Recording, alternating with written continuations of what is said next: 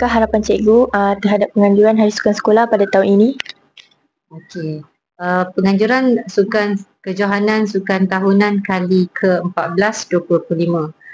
Satu acara rutin bagi setiap sekolah dan pengharapan cikgu sudah pastilah mengharapkan komitmen yang padu daripada semua anak-anak SMK Penuh at Perses supaya kematangan emosi, fizikal dapat dipelajari. Pengalaman yang kita boleh perolehi daripada aktiviti melalui sukan bagi memastikan kejayaan sesuatu pasukan. Jadi cikgu mengharapkan semua anak-anak SMK Penuh ni committed dalam apa jua pertandingan bagi memastikan jati diri tu terbentuk. Maknanya kejayaan tu bukan sahaja daripada bilik darjah, kurikulum.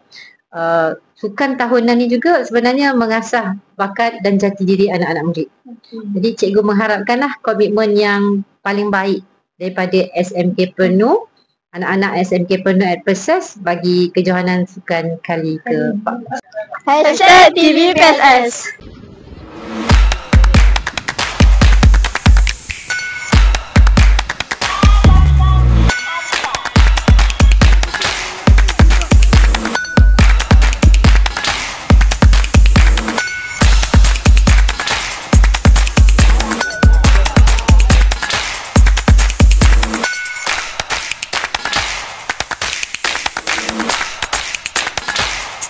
Apakah mesej anda kepada rakan-rakan yang bertanding pada hari ini?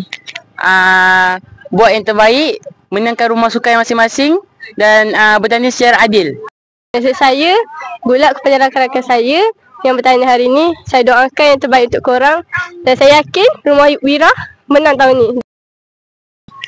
Saya harap rumah aku ni berjaya dapat nombor 1. Saya nak kata good luck lah siapa yang masuk dekat dalam pertandingan yang contoh 400 meter, 100, lontar peluru, lompat jauh dan lain-lain lagi lah.